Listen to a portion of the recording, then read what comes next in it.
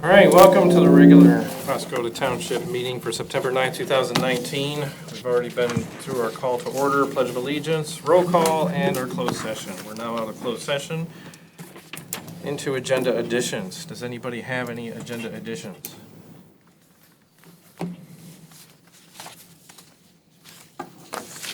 Is there a motion to approve the agenda? So move. Is there support? Support. Motion by Mr. Gayaski, support by Mr. Palmer. Roll call. I'm sorry. All in favor, say aye. Aye. All opposed? The agenda is set. Now we're on to our first public comment period. This comment period requires a card to be submitted. There's a 4-minute time limit. When you come up to the podium, please introduce yourself. Do we have any cards? I do. I have Paul Rakowski.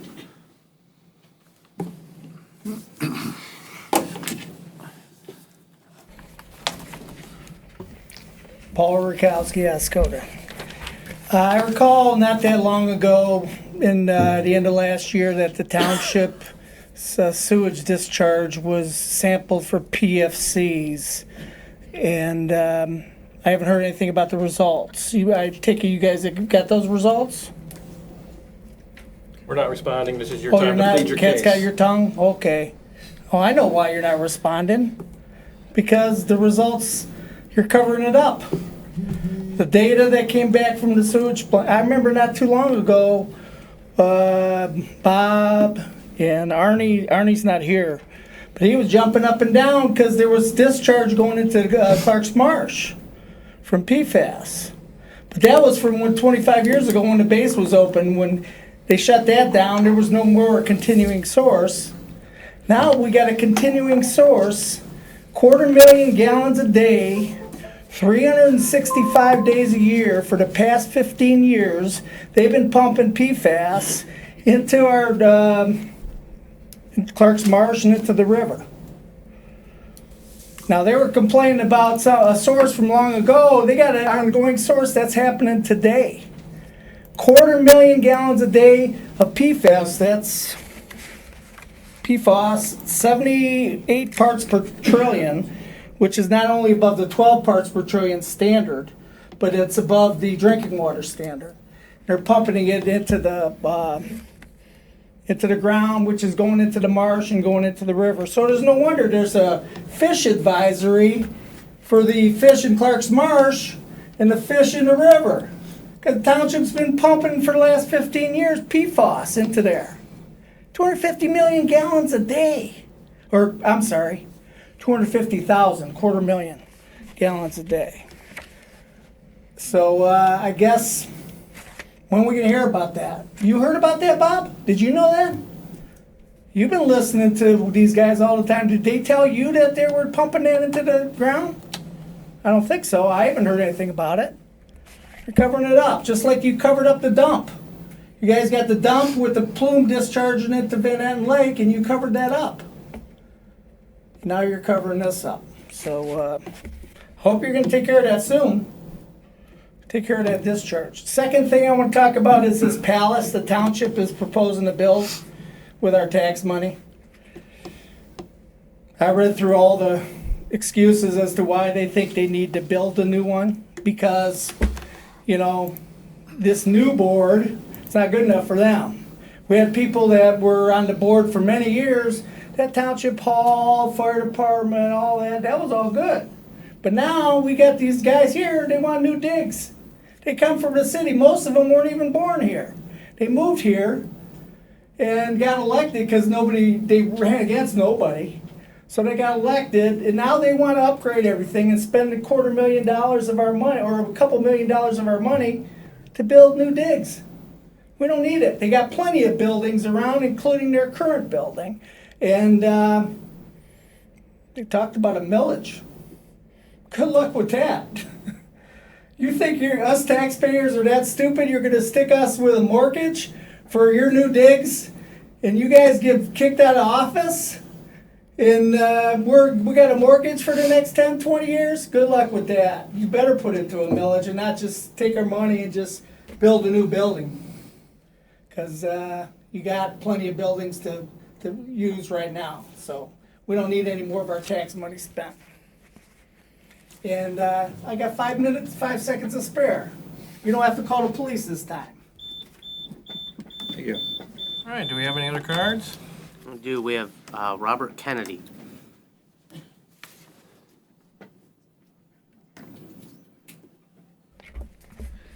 Good evening.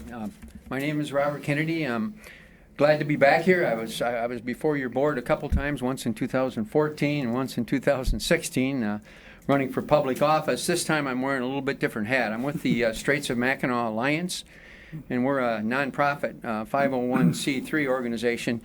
Main goal of which is to educate people about Enbridge Pipeline 5. It runs from Superior, Wisconsin, 645 miles across the Upper Peninsula, across the lake bed of Lake Michigan, just west of the Mackinac Bridge, and then across the entire Lower Peninsula and feeds back into Canada across the border from Port Huron in Sarnia, Ontario. What's the history of that pipeline? It was built in 1953. It was built to last 50 years.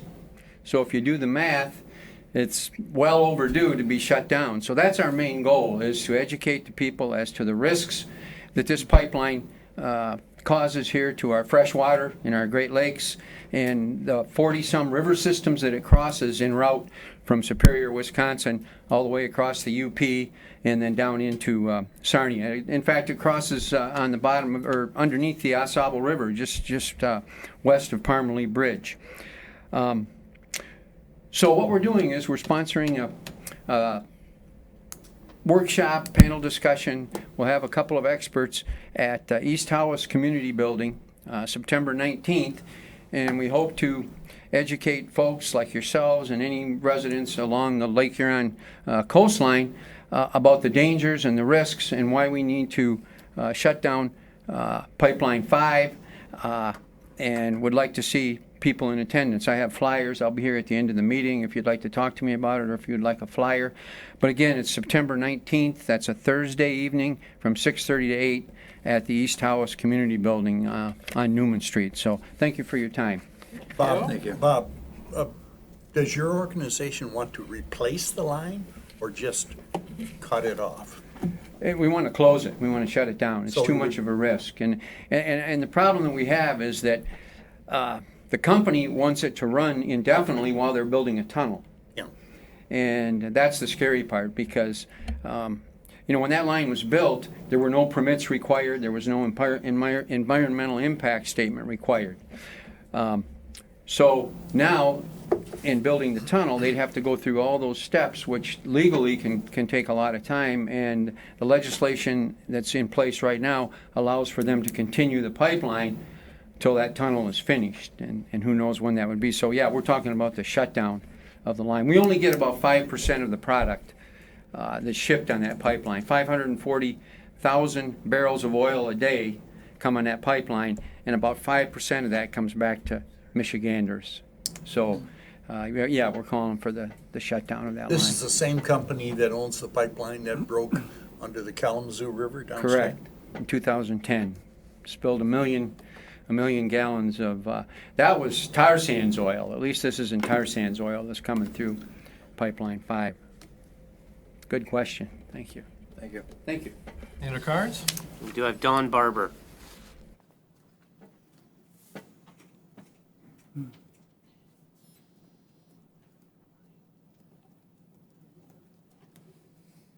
Well, I'm here again to talk about the park. Of course, I think by now that probably 75% of Oscoda does not want you to take the park. Not going to say that we don't think that you should have a new building. I just think that people are having a problem with putting all those things together. We have a wonderful library here, and when I came up tonight, I had made a comment that I'd be willing to donate a night of my time to come and sit out in the parking lot for security purposes, because that was one of the reasons she said at that meeting that there was a problem here because of security. I know I would be willing to donate a night every week. So I don't know how many other people would be willing to do that, but I know I would. And I know I have a cane, but I know how to use it. So, but anyway, the other thing is that I brought this. And my question is how did this go to what you're doing now? How did the structure, the thousands of dollars that was put out into this as a map or a poster that was in the lobby of the township for quite a long time, showing what they were going to do to the park, and then all of a sudden it was gone. And my question is here again, we're spending all this money, and then it was just kind of tossed to the side and forgotten about. And you went drastic, from this, which would be a beautiful park. I think this is great. I love this thing that they had done, into wanting to take the park and turn it into government offices. So that's what my question is tonight for everybody is, why did they go from this to that? And I thank you very much. Thank you. Thank you.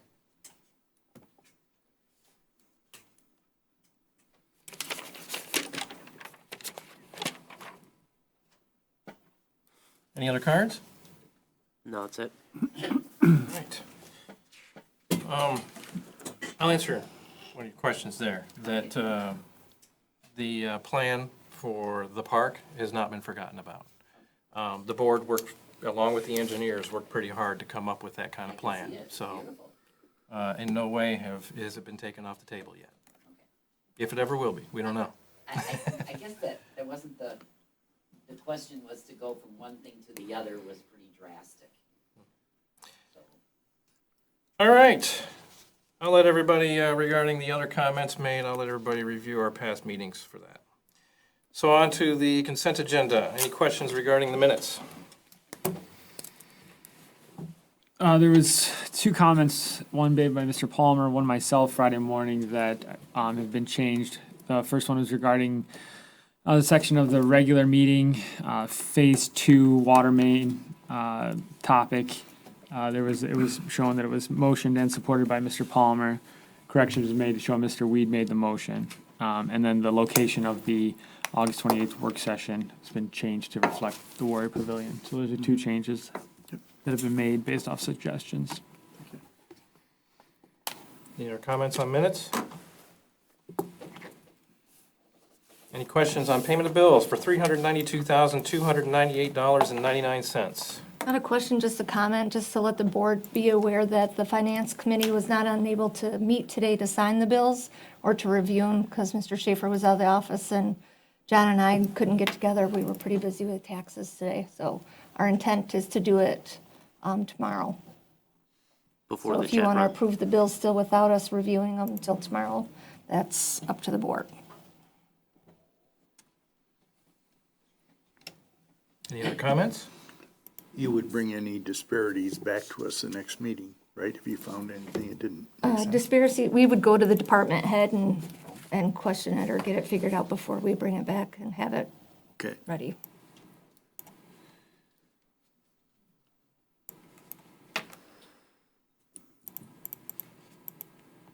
But yes, if we had to cancel something off the check run, I would note it and make you aware.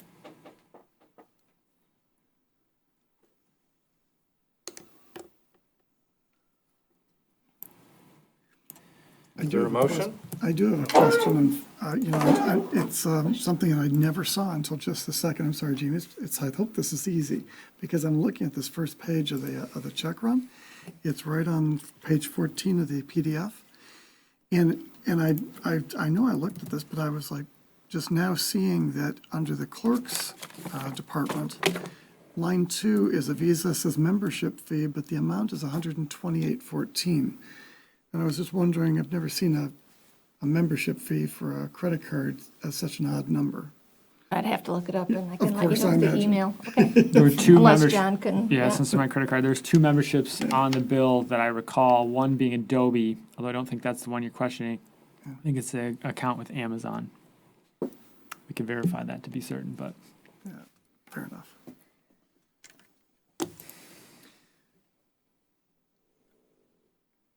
Any other comments? Is there a motion?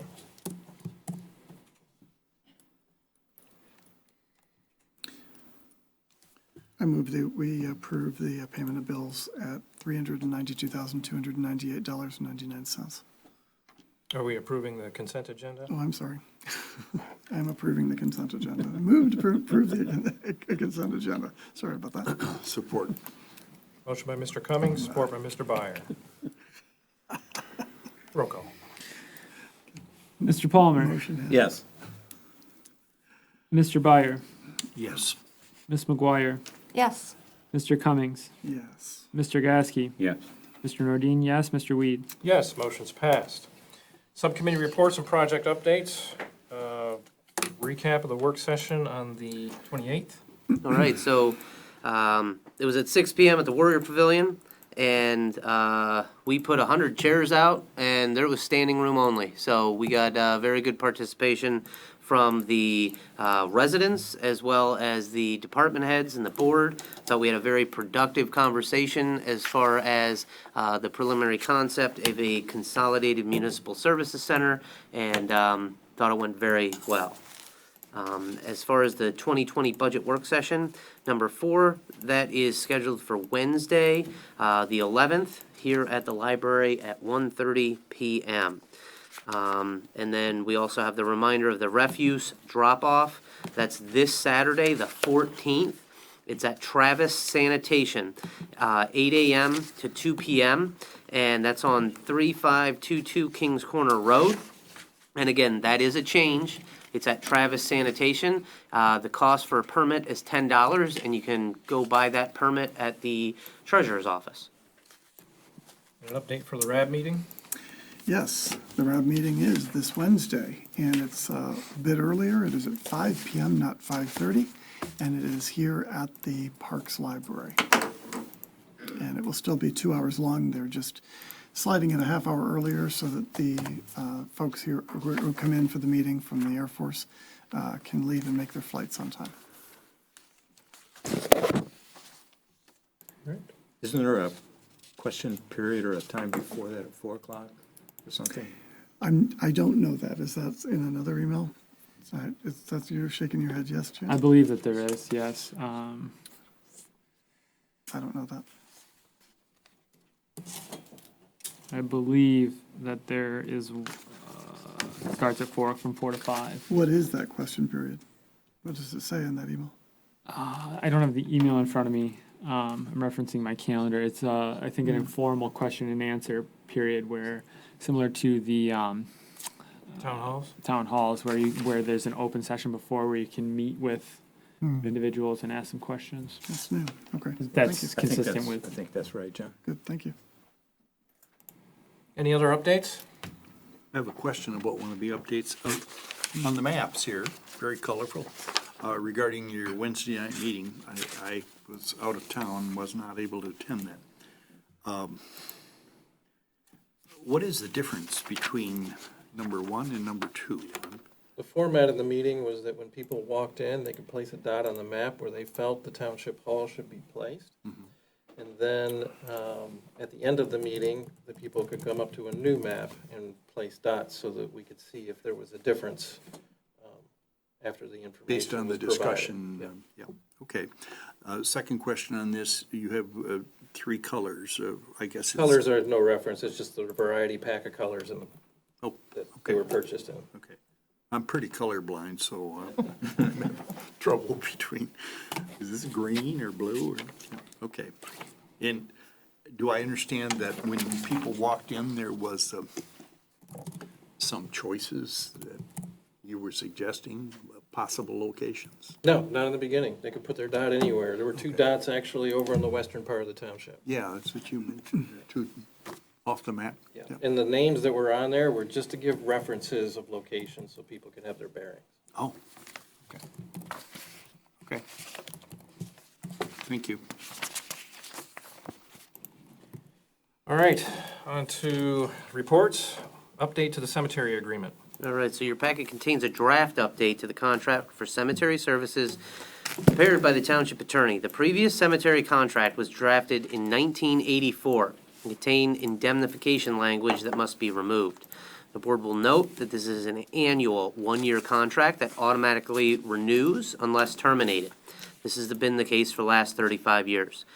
Based on the Township Board 2020 budget work session discussion the 14th of August, I've provided Oscoda Township with a draft 2020 cemetery budget, as well as detailed the outstanding revenue chargebacks for 2015 through 2018. So that's 15, 16, 17, and 18, and that will be detailed in the next action item.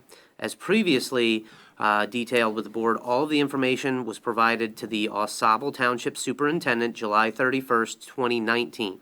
Removal of the indemnification language from 1984 was previously discussed with the Oscoda Township Superintendent. Of this draft update to the contract for cemetery services has been provided to her for review. The Township Board were to approve this draft cemetery contract with Oscoda Township, it would also need to go in front of the Oscoda Township Board for approval as well. Comments?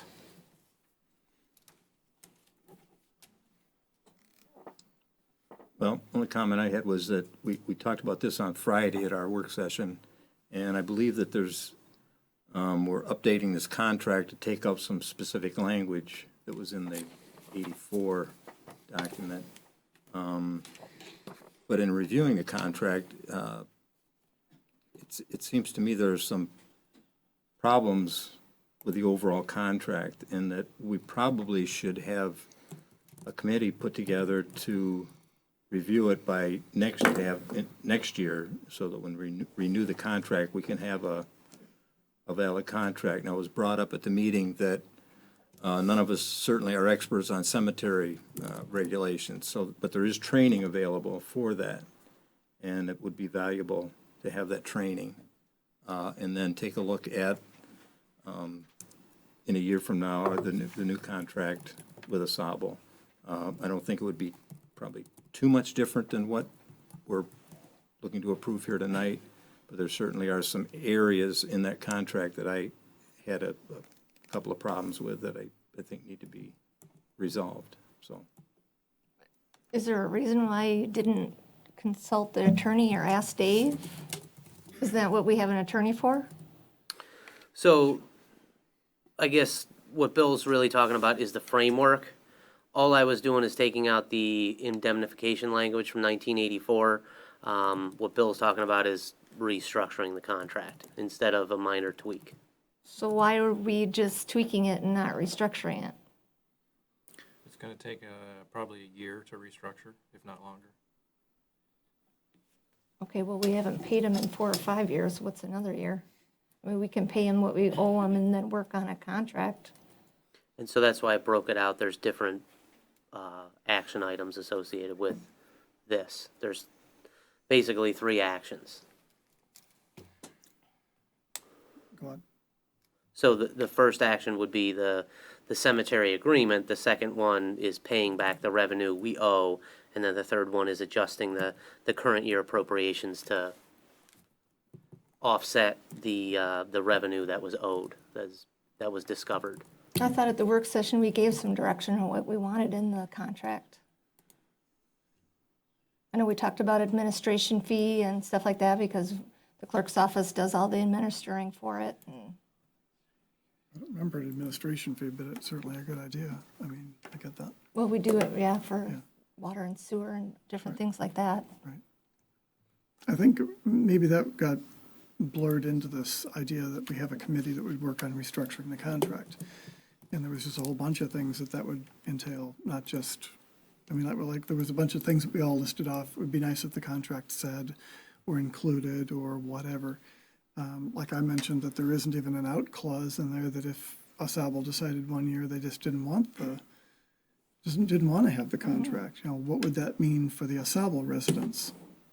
You know, so things like that. I mean, it's just, I think this is the reason why I think it's going to take a while to restructure the contract, because there's a bunch of stuff that needs to be investigated. It's not the writing, I think it's the training and the kind of getting everybody on the board, and I don't know. I guess I thought that's something that the attorney would do. I don't know why we're doing it. We can have that done, but do we go without a contract for a while until that gets structured? Or go with a contract and in the meantime get everything structured up to the way that it needs to be rather than hodgepodging something together? It's kind of like plan A and plan B at the same time. That's what I left the work session with that impression. So what's being proposed here is really just a temporary solution, something for the next year to get us by. Dave, would you enlighten me? The cemetery is located in Oscoda Township, but it belongs to us. Is that correct? The township portion of the entire cemetery, there are, I believe it is located in Oscoda Township. Yeah, the whole thing is 100%, I believe. But it was given to Oscoda, in my information, and I may be old, but I'm not that old. So I believe it was granted to us being Oscoda Township, by some individual that owned and we needed a cemetery, and they said, I know this is in the wrong township, but you guys can have this. Maybe in her, I believe it was a lady, in her will. That's just the story I've heard over the years. So I'm sure I should know this, but why do we owe them approximately $10,000 for the last 3 or 4 years? So the way the contract reads Yeah, is that they pay their portion of the cemetery budget based on the taxable value. They're about 25%, we're 75%. Because they pay for 25% of the budget, the grave opening and closing revenue is what we're to pay to them on an annual basis. It's my understanding we haven't done that since 2015, but in 2015, we paid them for 13 and 14.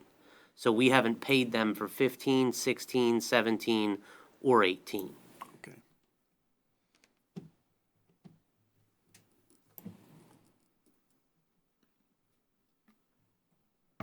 All right. You know, you just brought up an interesting thing here as to the history of the cemetery, if it was donated to us. I wonder if that's true. Because we recently found out that there's a property considered donated to us that it turns out the township purchased. It was not donated. Where? Berthoff Field. Oh. In 1921, the township purchased it from 4 different families, and then in 1950, the township sold it to the school. So we're going to dig up more history on that one, so might as well figure that out for the cemetery, too. Good idea. Yeah. How are you going to do that? Where are you going to go to get that? I'm not trying to be combative here, but I'm just Check our curious. township records and the Register of Deeds. Okay. I would suggest the Oscoda Township Museum. Fred Glass is very. I have just talked with him already.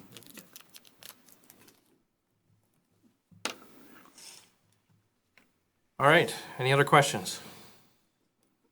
Is there a motion?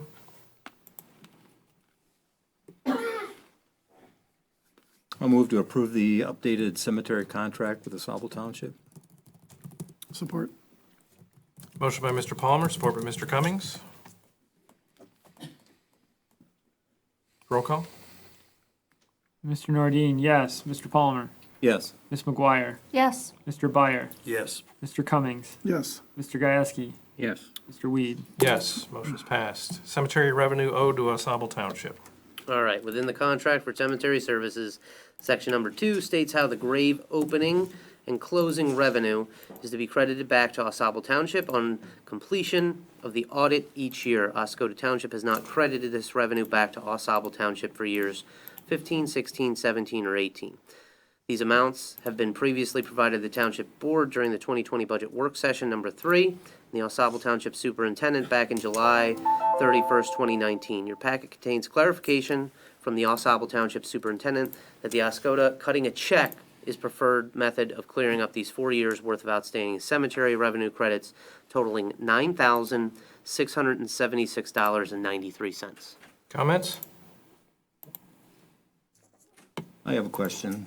I brought this up Friday. My understanding is that the revenue that's generated from people buying cemetery lots at the cemetery go into a restricted fund. Like 245. 245. That revenue is not shared with Oscoda Township. Correct.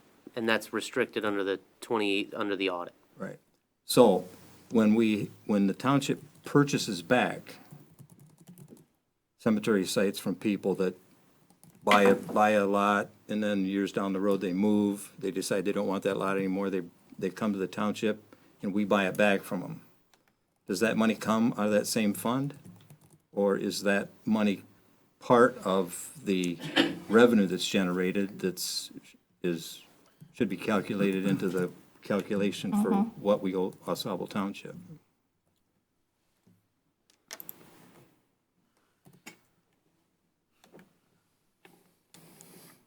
Seeing if I can get it from a previous packet. It would seem to me that that money should go back into that restricted fund, I would think. But again, I'm not an expert on cemetery management, but that would seem like the reasonable. So I can see from a packet, 7/22, so the end of July, there were funds expended, it says cemetery lots of $675. Right. So that was part of that, and that comes out of 245. It does? It does. Okay. Okay. So then that would not be part of the revenue that we would be sharing with us? Opening and closing. Okay. Okay. Very good. Thank you.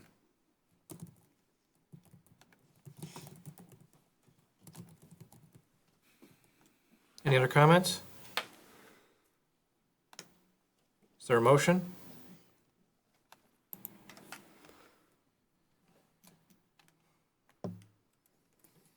I'll make a motion to move to approve the payment to Oscoda Township in the amount of $9,676.93 for cemetery credits for years 2015, 16, 17, and 18. Support. Motion by Mr. Palmer, support by Mr. Byer. Roll call? Mr. Gasky, Yes.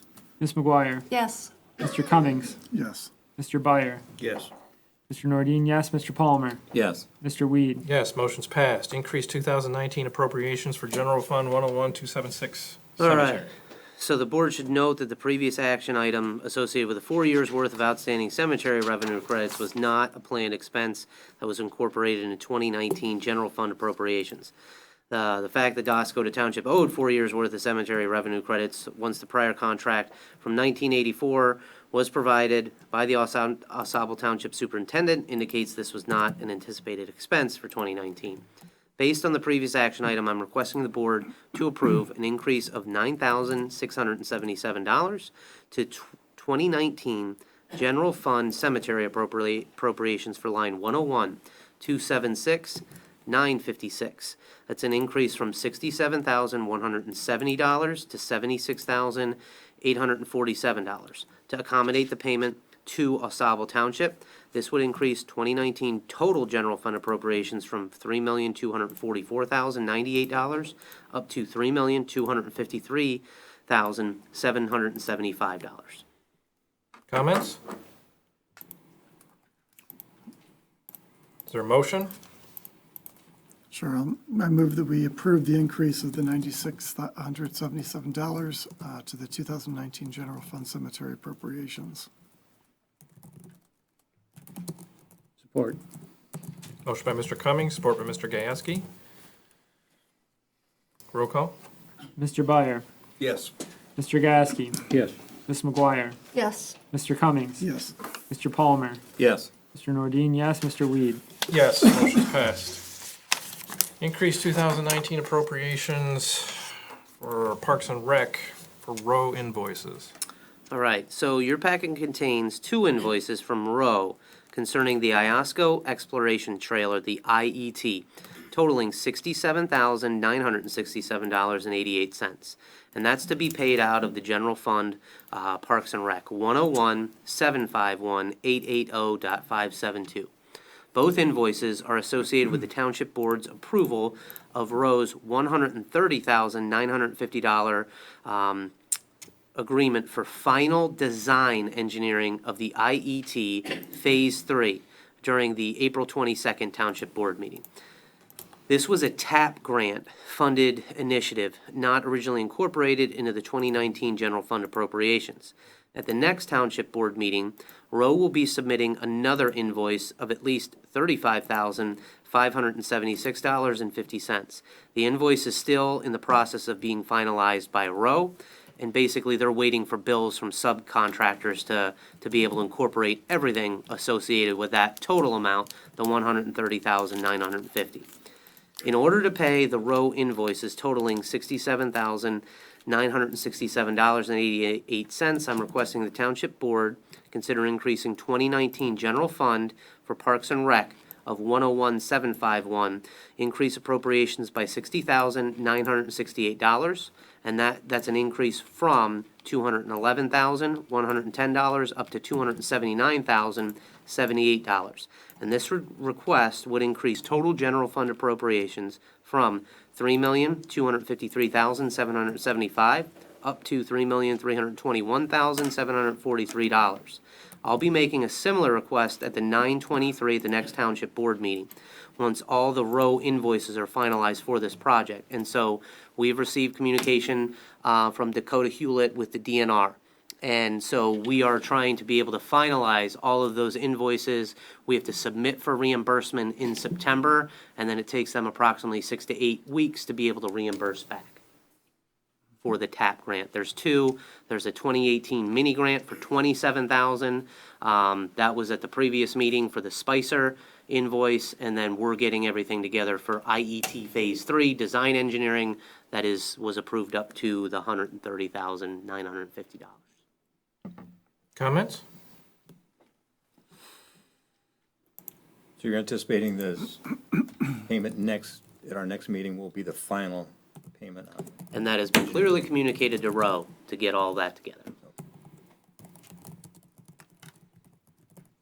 Is there a motion?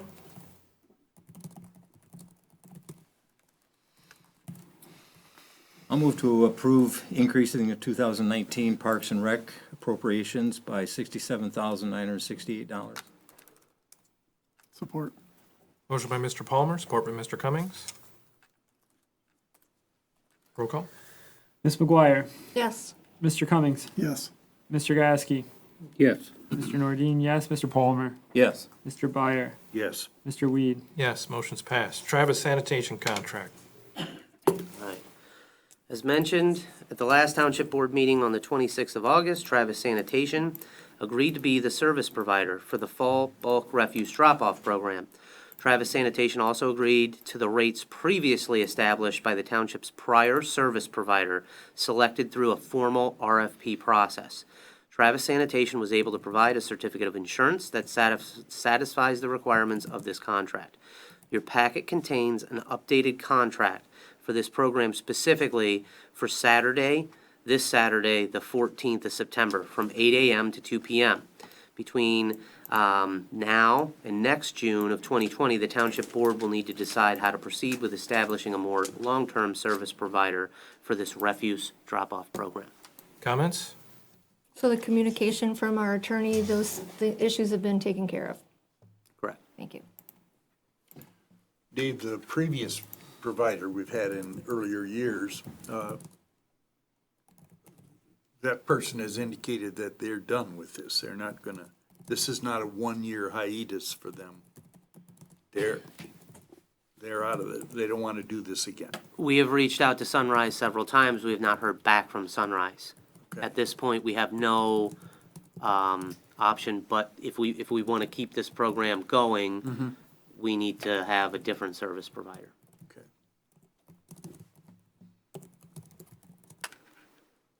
Any other comments? Is there a motion? I'll make a motion that we approve the contract with Travis Sanitation. Support. Motion by Ms. McGuire, support by Mr. Byer. Roll call. Mr. Cummings, Yes. Ms. McGuire, Yes. Mr. Gasky, Yes. Mr. Palmer, Yes. Mr. Nordine, yes, Mr. Byer, Yes. Mr. Weed. Yes, motion's passed. Ordinance number 5-1, prohibition of recreational marijuana.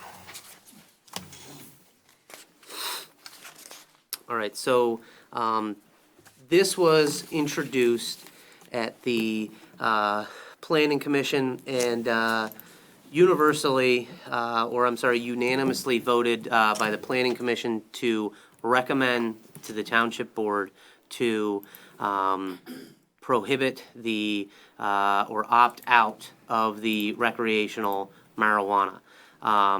Based on the previous Township Board meeting on the 26th of August, there was a resolution associated with the opt-out. The resolution needs to be formalized into ordinance to be incorporated into the code of the township. The regulating authority, as far as at the state level, the legislature has not established the rules, and the township is at a point now where there needs to be a decision as far as opting in or opting out temporarily, so that the regulating authority and the legislature can establish the rules associated with recreational marijuana. And once those rules are established and communicated to all the municipalities, then the Township Board can make a decision at that point. Comments? I had one concern, a minor concern. I discussed it with our attorney prior to the meeting, and that is that in all of the statutes with the state involving either medical marijuana or recreational marijuana, in those statutes, they use the term marijuana spelled with an H as opposed to a J. Now, every statute that's on the books in the state of Michigan has it spelled that way. So my question is, should our ordinance follow that pattern? And our attorney said we could have, but he doesn't believe it'll be a problem going forward. If my concern was that I believe all of these regulations are going to be resolved in the courts, not in the legislature over time. And I don't want to be in a position where a lawyer could find a weak point in our ordinance to trip us up on that. Being that generally in law, you always follow the wording of an ordinance or of the statute. And, but our attorney relieved my concerns that the way we have it spelled would hold up in a court, so. That was the only concern I had. Any other comments? I had a question Friday morning about the numbering of the ordinance, and whether it needed to be CD 5:1, or if we should continue on with the sequence that we have. Seeing that it's a standalone ordinance that will then be implemented into the codification. I just wasn't sure if any determination had been. Yeah, CD5, as far as the codification, that is a reserved item. So if you look at the code book, CD5:1 is reserved, and that will be a standalone within the book. Okay. Okay, so then going forward, this ordinance will be in the, don't know how other to express my thought here. When I say standalone, it is a ordinance unto itself, independent of the codification. It'll be a document that exists in a record in perpetuity, and it doesn't need to share the same code that it shares when codified. Now, if the board wanted to, that's fine. I just wanted to point that out because of the conversations taking place recently with the sequencing of ordinances, and it as long as it's a unique number, it will suffice. Are you suggesting that when the board, or if the board in the future reconsiders this in order to adopt it, as opposed to right now we're being asked to adopt this, but to go the other direction, to adopt a revision, that it would replace and be known as the exact same number? Is that your concern or question? Is that what No, you're thinking? my concern is that this naming this ordinance number CD 5:1, will break from the sequence of ordinances that currently exist within the township's records.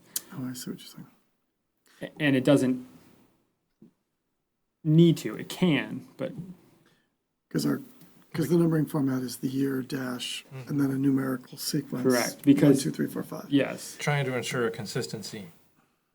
Yes.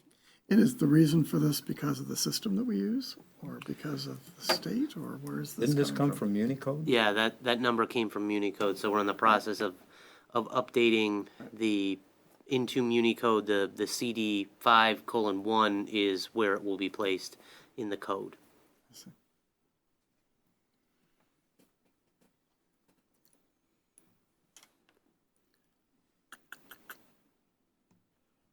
Okay, dumb question. So I get to have a dumb question too, John. So, so my dumb question is, why do our other ordinances not fit into Unicode? Because they're all getting in the process of putting into the code, so. Oh, I see. You can go on the website and bring up the code and see all the different sections. And you'll be able to search by keyword. Here's an example. So, Public Act, I'm not good at referencing, Public Act 57, say, is an act that stands alone that has a referenceable name and number. But then it gets codified in the MCL and given a code. It's indexed and organized. And I would relate the two similarly. That's right.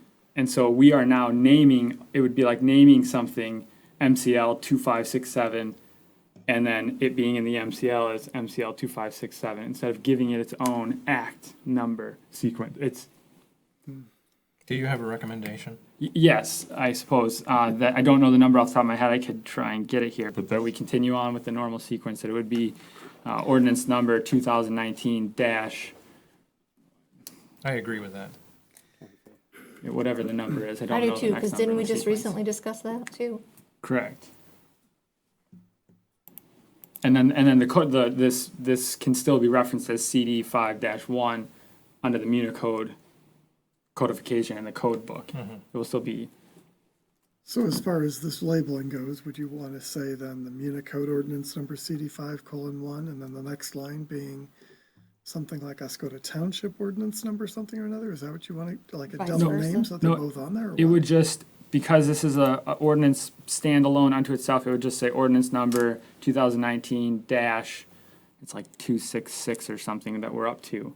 And then Municode will then take this ordinance, we'll provide it to them, and they'll put it in. So whatever They'll Municode assign it. assigns it is whatever code Municode gives it. But as far as township governance goes, we would have our code associated with that we would always reference it to.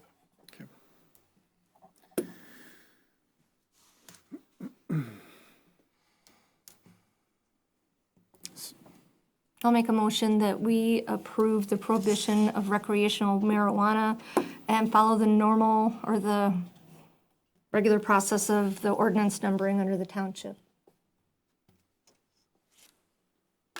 I just Support. say that, Support. Motion by Ms. McGuire, support by Mr. Gasky.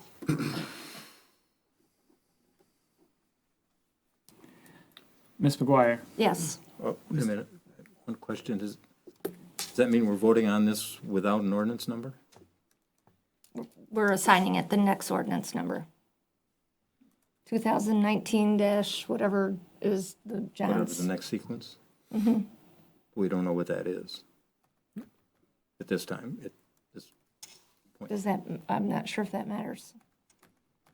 Well, we can go ahead and approve it as CD 5-1. And with amending the number to the next sequence for township ordinances. Township ordinance numbering. I'm not sure I follow. Me We- either.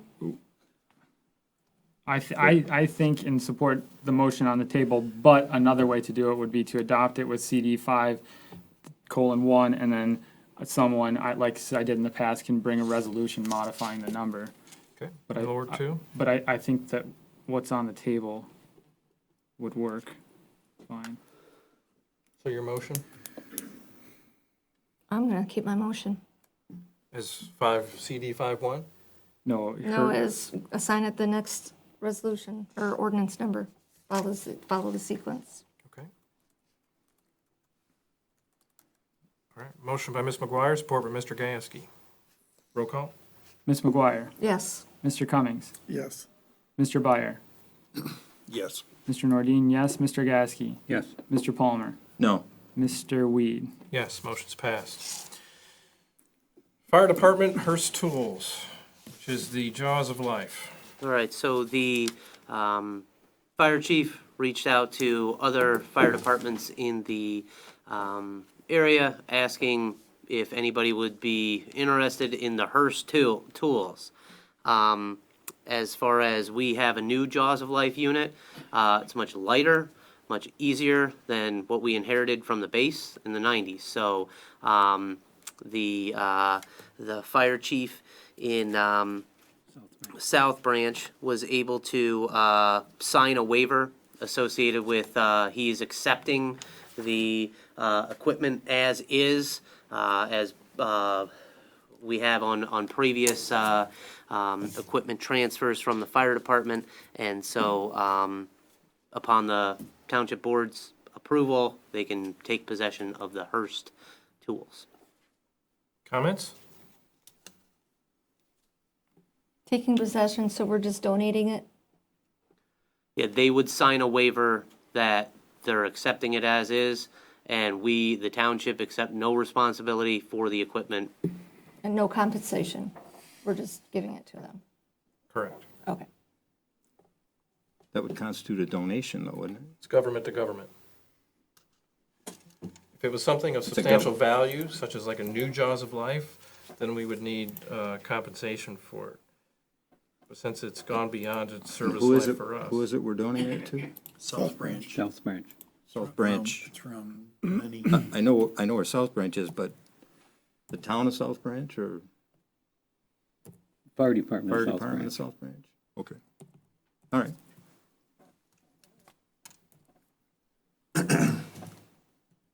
Is there a motion? I move that we satisfied with the liability arrangements with South Branch, Michigan Fire Department, and that we should give them these Hearst tools. Support. Motion by Mr. Byer, support by Mr. Cummings.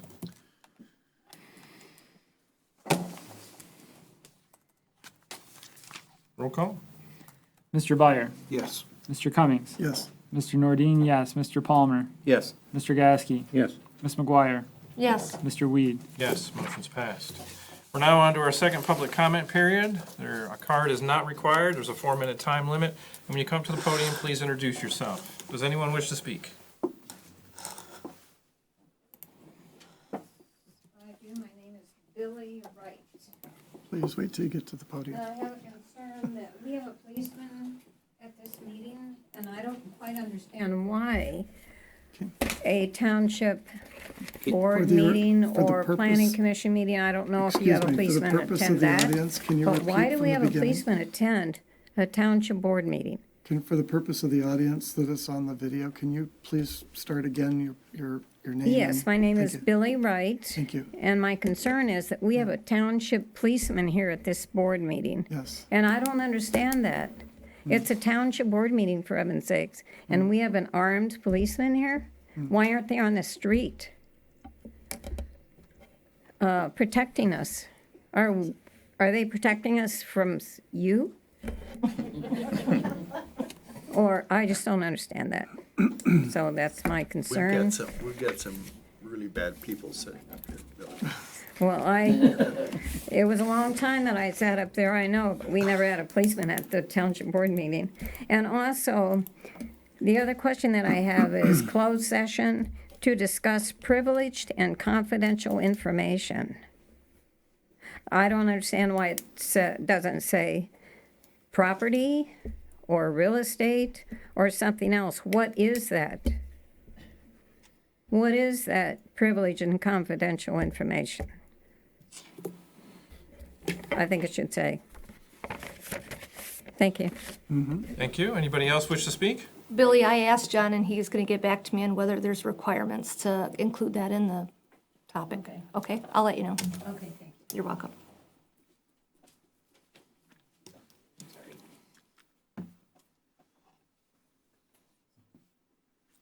I like to talk in my seat if I can. I just wanted to bring this up one more time Mr. Weed, you had made a comment, and it kind of upset me a little bit about the time that you're spending trying to figure out where Furtaw Field came from. And I don't think that that means anything anymore. I just think it has to do with the fact that the town doesn't want the park taken away. And it's not the fact that we don't want you to have a new township. I mean, I don't feel that. I'm sure a lot of people don't feel that way. I know what the township, the building is, what shape it's in. But at the same time, finding out where Furtaw Field came from, where it started, or anything else isn't really matter anymore. It has to do with what the community feels, that they don't want the park taken, they want it to stay there, and maybe become what you started to do with it on that poster. And I think if you do take it, that at some point down the line, it's going to be something that will affect this community for a long time. So instead of figuring out where it came from, let's just move on from there and make it a park, and you find another township. Or rebuild where you're at, which is a prime piece of property, and go up. And then you can make the rest of it bigger for the police department and the fire department. And, you know, but that is a nice piece of property that you're on now. So that's all I have to say. Anybody else wish to speak?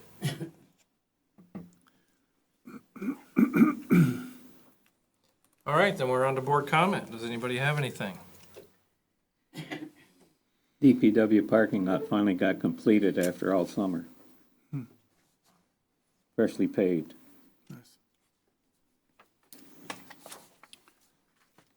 Kind of a useless comment from me, but it has to do with Bob's Line 5 concerns. I'm originally from Sheboygan, which is like from here to Tawas in miles from Line 5 and the Mackinac Bridge. So I have vivid memories of that being built. My dad used to take his dad, my grandfather, Jim Byer. He was in poor health, so my dad would take his father on rides up to Mackinac and watch construction. And I can remember, pipes coming up out of the water. That was like 68 years ago, as you pointed out, And I also can remember my grandfather when they started to build a bridge and just had the towers sticking out, no road bed, everything vertical. And he would say that is not ever gonna last, the ice is gonna take it out. It'll last 5 years. A typical old man doubting. So here we are, 61 years later, and Mackinac Bridge seems to be just fine. But yeah, Line 5. It looked pretty substantial then, but I don't know now. I know I was up to Sheboygan this weekend, and I see signs all along US 23, no oil in Lake Huron and stuff. So that's kind of picking up, isn't it? Yard signs. Correct. Yeah, I just see one on 23 too. yeah. So. There's quite a few between here and Sheboygan. So. Any other board comments? I have a comment or a question, I guess. Under informational, under the sanitary sewer options on Elk Lane, in the narrative that Dave provided us, under number 1, it talks about the motion that I made on June 24th to provide the options to the Marianis, and then gives the reasons and different things like that. 2 gentlemen showed up at our board meeting, and some of their information wasn't correct. And Roe isn't providing a quote associated with the project, and so my motion is not being followed. I guess my question is can we just not follow my motion? Does it have to be rescinded? Does it have to be revoted on? Who gets to decide if you're not gonna follow a unanimously voted motion?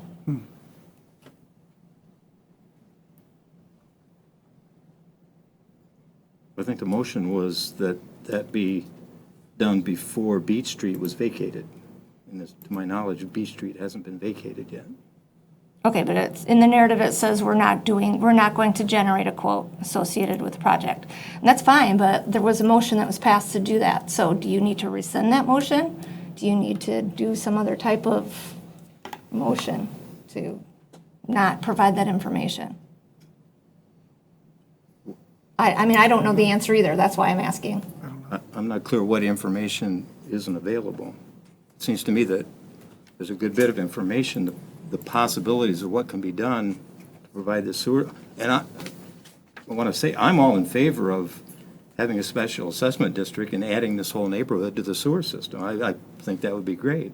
But there's a procedure to go through doing that, and I would like to see the neighborhood take on that, just like some of our residents do for their roads. When they want to get the road paved, they go around, get a petition of the neighborhood signed, and they bring it to us, and then we move ahead with whatever we need to do to get the road, put it on the schedule for paving.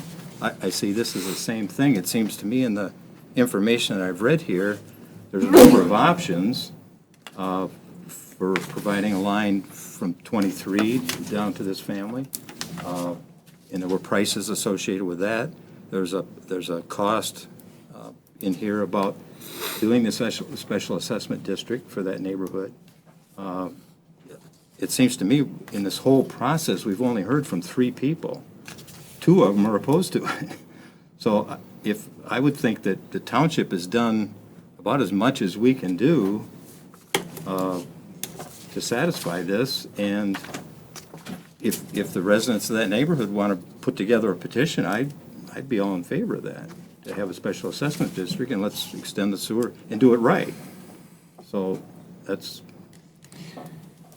my thought on this part of it. Okay. So the 2 people that came up and spoke, what misinformation did they provide? Mariani's did not ask for a variance. They never filed a variance with Lorna's office and paid for a variance. Because I got an email here that's got incorrect information in it. Okay, well, I'm just saying that we're basing, not giving a quote, the motion that was passed unanimously, we're basing it off some information that was not correct. So I'm just saying, what do we have a legal obligation to rescind my motion, to not follow through with providing the residents the information? That's all I'm asking. I mean, we don't have to debate this tonight. I mean, Yeah. maybe we can just look into it, and if somebody can give me an answer, that would be great.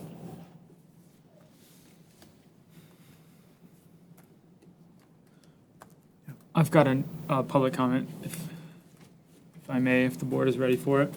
Regarding Furtaw Field, kind of addressing the question about how do we get from point A to point B, or point park plan to point concept of preliminary municipal center. So we took on the initiative of making the park plan for 3 parks, Ratliff Park, the Beach Park, and Furtaw Field. Spent roughly $30,000. And that's not an exact, so $10,000 per park, give or take.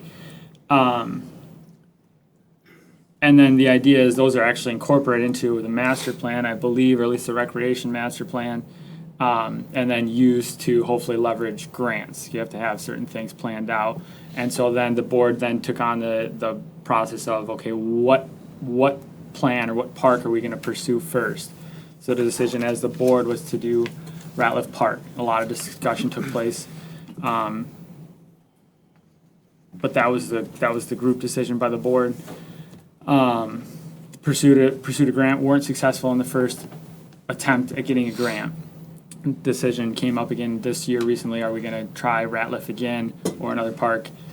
Tentatively, at least, if not formally, Ratliff was chosen again, at least in discussion.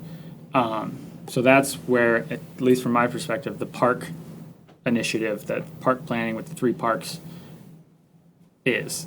So Furtaw Field is still on that list. That park plan is still has been adopted as a plan of the township.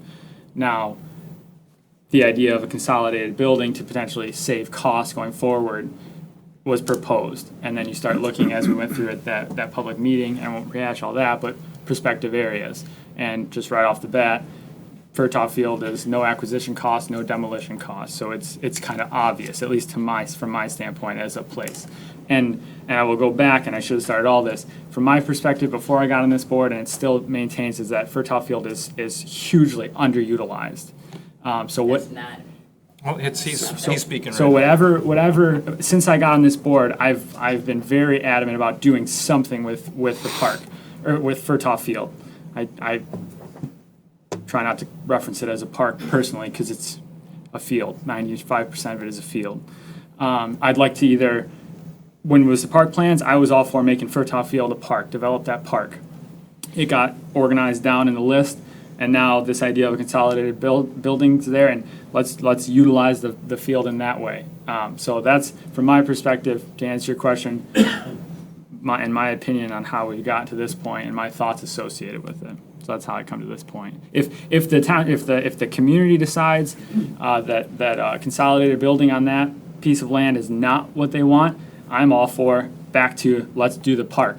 And if it's not the first one we're going after in grants, or if money can be used for grants, I'd like to take a lot of this passion and commitment and energy the township, the community has shown for that area, and push that towards the park initiative.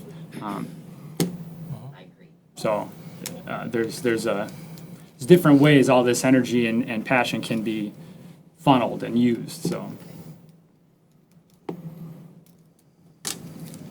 Any other board comments?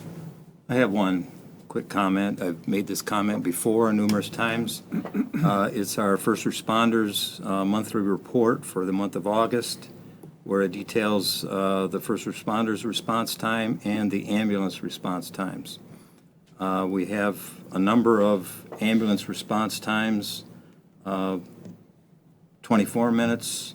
One was 34 minutes where an ambulance was not available in the county. So the 34 minutes, I believe, comes from a time that it would take for a mutual aid, probably an ambulance from Alcona County, to come to our township. There was a trauma overdose, cardiac arrest. That was 24 minutes response time by the ambulance. And what I would like to remind the audience is that as of the end of this month, we will no longer have first responders. We will only be relying on the ambulance service. And this board has done some investigation in trying to improve our ambulance service, even to the point of forming a coalition with Alcona County to provide ambulance service here in our township. We had, several months ago, a county commissioner, the head of the 911 board, or of 911 director, and the MMR director to come and spoke here at this township board about how they believe that their response times are good. I guess maybe since I'm a senior citizen now and I'm getting up there where I may be one that needs the ambulance response, I'm concerned. I'm concerned that once our first responders, because if you look at times, our first responders are responding in most cases in single-digit numbers for minutes, not double-digit minutes. And I think one of the reasons the county is feeling that there's not a concern is that probably people aren't complaining to them because somebody is showing up. That's the first responders. Once they're not available and they're not showing up, and somebody has a cardiac arrest or an overdose, and the ambulance takes a half hour to get there, I believe of course, if the person dies, there probably isn't going to be a response from them to the county, but I think people will start to realize we have a problem. So that's been a concern of mine for quite some time. I've brought it up a number of times. This September will be the last month that we have our first responders in place. One other comment I wanted to make in regard to Mr. Kennedy's pipeline comment. That certainly is a concern. And I posed that question to one of our legislators. I said, why is it that a rupture of that Line 5 pipeline would be a concern? Well, the obvious answer is that you'd have black oil all over the Great Lakes. And you can see it. it would be a mess. I mean, no question it would be a mess. So my question then was to our legislator and to the DEQ is, well, if that's such a concern, why is it not a concern that literally millions of gallons of PFAS are flowing into the Great Lakes every single day? And I will answer that question, and the answer is because you can't see it, as opposed to oil, which you most definitely would be able to see. And those millions of gallons of PFAS that are flowing from right where we're sitting are ending up in Lake Huron, which, by the way, is our drinking water source. Now, as it stands right now, at our facility, the water's been tested, and it's tested non-detect. But with the time frame that the Air Force is proposing of 40 or 50 years to clean this up, I don't know that those standards would stay in effect, and the state is looking at lowering the drinking water standards. So I think it's kind of ironic that some of our legislators are greatly concerned with the Line 5 pipeline in terms of a rupture, as they should be. That would be devastating. But that, quite frankly, is easier to clean up than this PFAS. And the fact that you can't see it going into the lake, it's one of those things out of sight, out of mind. And I think that's a shame. So, thank you.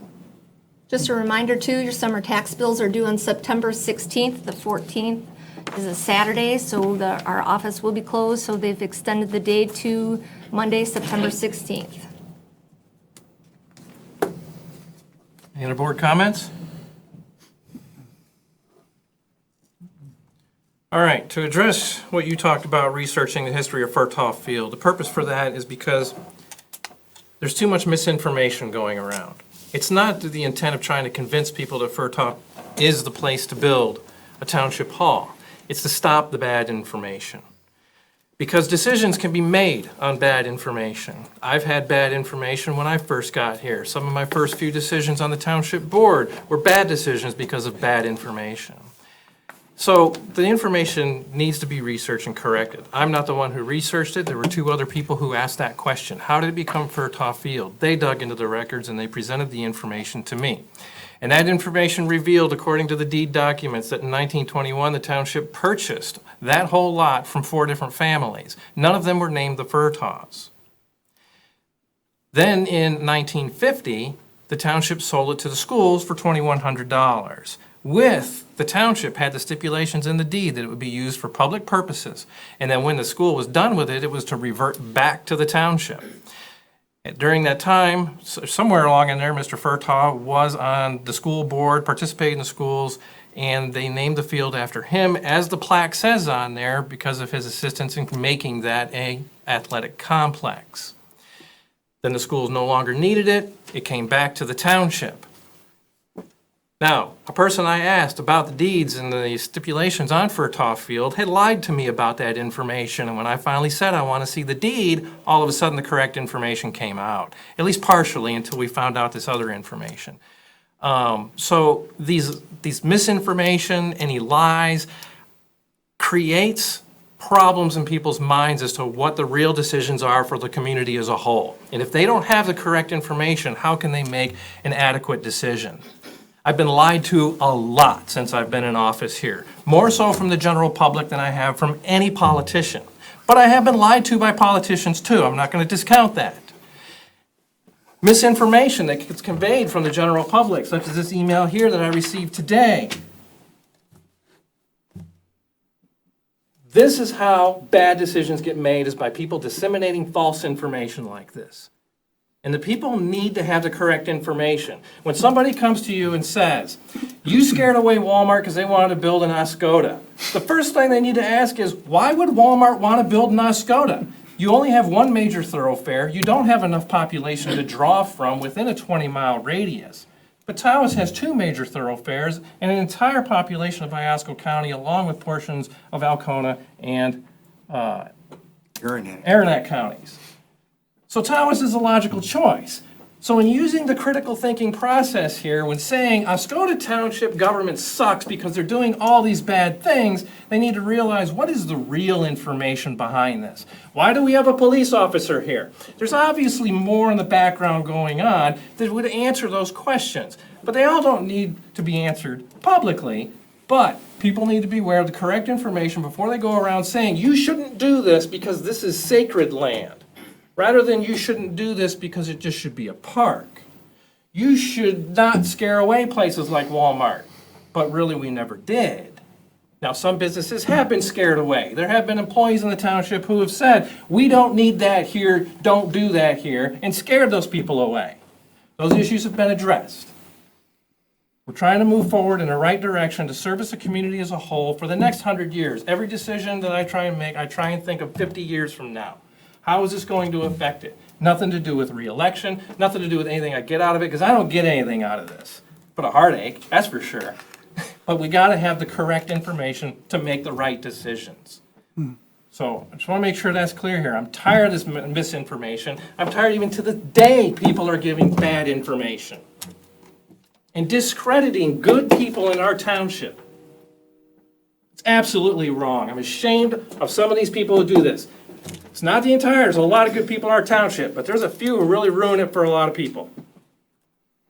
All right, I need a motion to adjourn. So moved. We are adjourned. Thanks for coming out.